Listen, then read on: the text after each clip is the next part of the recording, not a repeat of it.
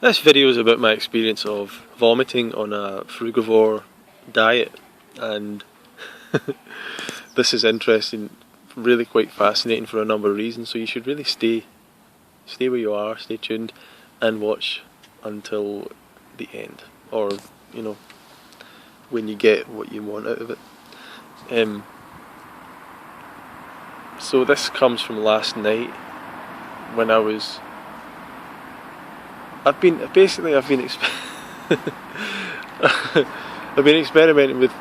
I've been going back to basics, going back to old school basics of counting my calories properly and sort of tracking it and weighing food and things like that, because I think I've undereaten quite a lot and when I've been doing 80-10-10. Not like it's really not possible to continually undereat, but just like on a day-to-day basis. So I'd rather not have a day or two where I'm making up for all the undereating for a couple of days before that, or starting to eat things I don't particularly want to eat too much of, and all that kind of stuff that can result from it. So yeah, I've got a staple for the last couple of days has been dates, and making this what you call Datorade, and I'm sure a lot of you know what that is, but for the uninitiated, Datorade is dates blended in water. Just that, and that kind of sounds boring or weird or not nice, but it's if you do it right, it's really it's like a milkshake basically. It's really nice. So drinking the Datorade, and I was trying to work out the right amount of dates to the amount of water to try to get it perfect, and then I was increasing that, and then I was thinking about how all that water is taking up a lot of space in your stomach, so maybe you can't get enough dates in, or all this kind of stuff was going through my mind. So I sat down and I was drinking the blended dates, and then I had another. So I had like one. I've got kind of a small blender jug, so one, and then I was going for another, and was really full, but I kind of kept going because I wanted to sort of make sure I was really full, because I really want to get to this stage where I can eat a huge amount and then go for 5-6 hours and not eat, and do that consistently, like on a daily basis. So I was doing that, and I guess I had this idea in my mind of like stretching the stomach and this kind of thing, which is what people speak about sometimes when you go to a fruit-based diet. To get your calories in from fruits, you have to kind of train your stomach to take in more. So, because it's got a lot of water and it's not as dense calorically as cooked food. So, I went beyond my ability and was quite uncomfortable and went to the toilet and had to vomit. I had to be sick, right? And a number of things were interesting about this. Firstly, when you vomit on a frugivore diet on the 80-10, I don't want to say 80-10-10 because I kind of I don't want to bring like a bad press to it, like, oh, you do this diet, you get sick all the time. It's not like that. But as a frugivore, or I guess for any animal on the planet, when you're sick of the food that you're meant to eat, it's going to be a very different experience to being sick on food that you're completely not really adapted to eat, especially like meat and stuff like that, and milk and whatever. So for me personally, when I've been sick as a frugivore diet type, for a start, it's not really acidic and painful. It's not a horrible taste. It doesn't look too unpleasant, actually.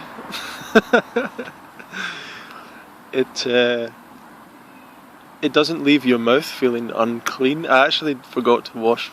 Maybe that sounds bad. I kind of forgot to wash my mouth or brush my teeth after it, because it didn't even feel like it needed to be cleaned. And here's the thing. So this is another thing that you go. This is really how we're meant to eat. We shouldn't be eating in such a way that our body, because people always bring up the acidic factor in certain fruits, in daily life. I hear people talking about, that's too acidic, and they're talking about oranges or lemons or whatever. And although they're acidic, they don't react.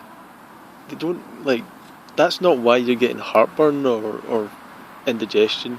That's not why you're getting acid reflux. It's not because you're eating and that burning acid reflux, does it make sense that if you're eating an orange and it's not burning your mouth, then if it was to be refluxed into your mouth, it wouldn't burn your mouth then? And that's what the experience I was having whenever I've had heartburn or a little bit of reflux on the frugivore style eating, or when I vomited up the contents of my stomach, or some of the stuff. I don't know. I don't think I vomited it all up. But it's amazing, the body, it's really amazing when you have these experiences. You go, wow, the body really knows kind of what it's doing, and it stops me from hurting myself. And the other thing was, this is weird, but so my first swell wave of vomit of it coming up was obviously the Gatorade, right? It looked like the Gatorade, and I kind of feel I could have re-drank that. I know people say that there's a phrase I've heard people say, eat till you vomit and then eat your vomit, and it's kind of a joke, but I kind of feel like it wouldn't have tasted that bad. I didn't do that, but maybe I should I don't know, maybe I'll test it for you sometime. Go boldly where others have not gone. And that's when you think, birds, when they're vomiting into their young's mouth, or their baby bird's mouth, you kind of realise it wouldn't be that unpleasant if that's what they're designed to eat and everything. It wouldn't be too bad. So there was a wave of Gatorade, and I could see there was water in there as well. So weird, it kind of separated out in the stomach into water and the dates. Then there was a red wave. Now, what? This confused me, because I immediately thought, what have I eaten today that was red? Now, all the frugivores out there, the 80-10-10 crowd and vegetarians, they all know that when you put in, colourful fruits or whatever into your body, it comes out the same colour. So you can kind of go, oh yeah, I ate watermelon yesterday, or whatever, or whatever it is.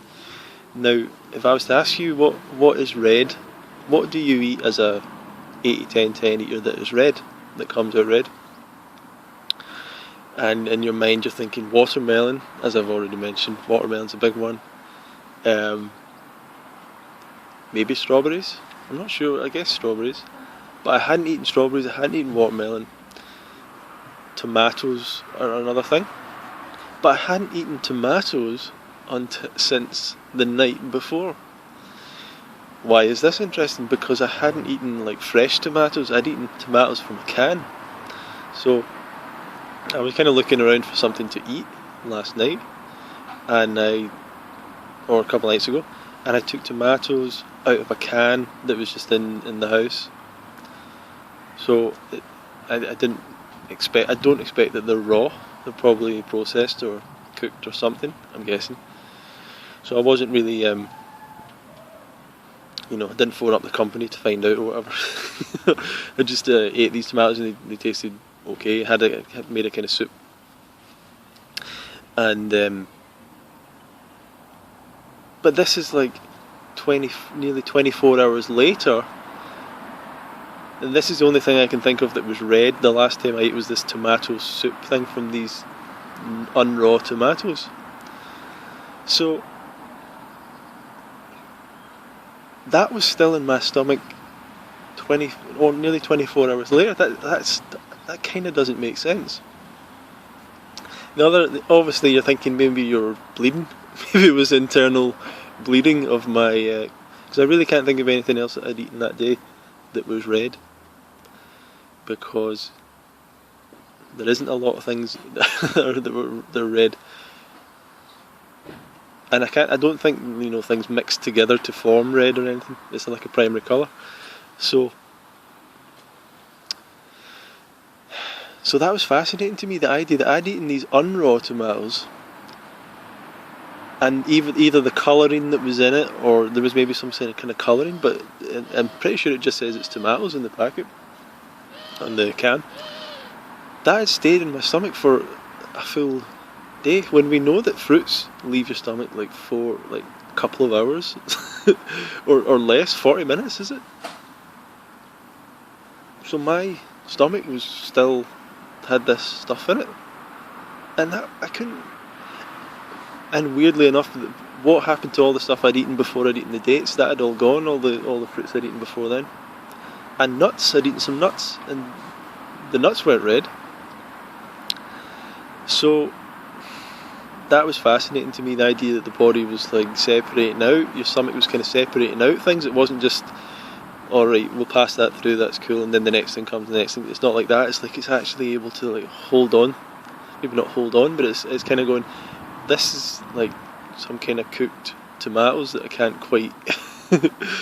quite process properly, or it takes a bit longer, so we'll hold on to that for a bit longer, because it's fascinating to me, the idea that just that cooking of the tomatoes made it take 18 hours more, or it was still in the stomach, so it wasn't even gone yet. Who knows how long it's still there. Some of it's maybe still there. So that is really amazing to me. So these experiences, they just make me go, you can't fool the body. You just can't fool it. You can't make it digest something better than it can. It just can't happen. It would be a miracle if it could. And I don't really want to belabour the point about raw food versus cooked food or anything, but more and more these experiences confirm the logic of it. And we don't have a lot of evidence, but when people actually start to look for this evidence, I think it's going to be astounding. I think people are going to be amazed at the difference between what your body goes through eating cooked food and what your body goes through eating raw food. I think it's just going to be people are going to be shocked. The way that people will be shocked about the damage caused by meat and dairy and stuff like that on a daily basis, or on a consistent basis, whatever. I think it'll be the same eventually with cooked food, where people are just going to be like, wow, look at the difference between a tomato and a probably cooked in some way tomato. I don't know. These are the little things that kind of signals from the body that make you go, yeah. And when I used to be more raw till 4ish, or when I was transitioning towards raw, any time I had cooked food, there was always some reaction, some indication from the body saying not quite as happy with what you've put in there as the fresh fruit. I could never fool the body. I could never if I eat potatoes at this time, or if I eat them followed by this, or have something before it, maybe it'll work, and it never worked, because the body is incredibly intelligent. It's just amazing, So it manages to keep people alive who aren't eating any fruit. I spoke to a guy at work today, and I said, do you like strawberries? And he said, I don't eat any fruit. I don't like anything that's... And I said, what about, tomatoes or something? And he said, no, I don't eat anything that's called a fruit. I don't eat it. So that was his thing. So, but he eats a lot of sweet food. He eats a lot of sweets. So that's another whole topic. But the body is amazing. Treat it well. Learn to watch its signals. So that'll make me think twice about eating tomatoes from a can again. Just briefly, other times that I've vomited on a fruit-based diet, very briefly, was the Woodstock Fruit Festival, when I ate some avocado chowder thing, and I get sick if I eat avocados, I find.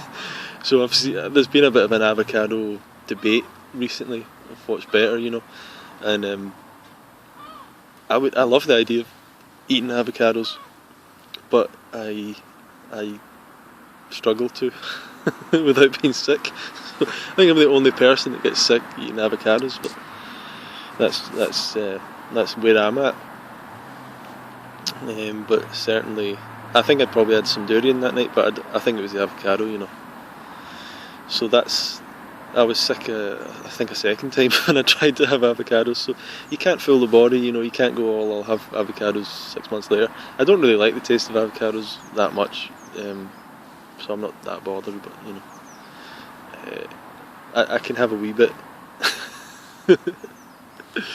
And this is from a guy that I could eat, I'm one of these people that when I was eating cooked food I could eat anything, any combination, and no problems, no colitis or no irritable bowel syndrome, whatever, nothing, not even like constipation, except from when I was a child actually, but just could do that. But yeah, so avocados make me vomit. Eating too much made me vomit last night, but it was a learning experience and gave me more confirmation of the diet, So what's your experience of vomiting on a fruit-based diet? I'd really like to know. Leave your suggestions and comments down below. Maybe some pictures. Not really. This is I've had this before as well. Don't worry about me. I'm not falling apart. It's I got some dust in my. Anyway, thanks for watching, and enjoy your life. Count your blessings. Sitting out in the sun. It's a wonderful world. Eat more fruit and you'll feel even more wonderful. Thank you. Bye.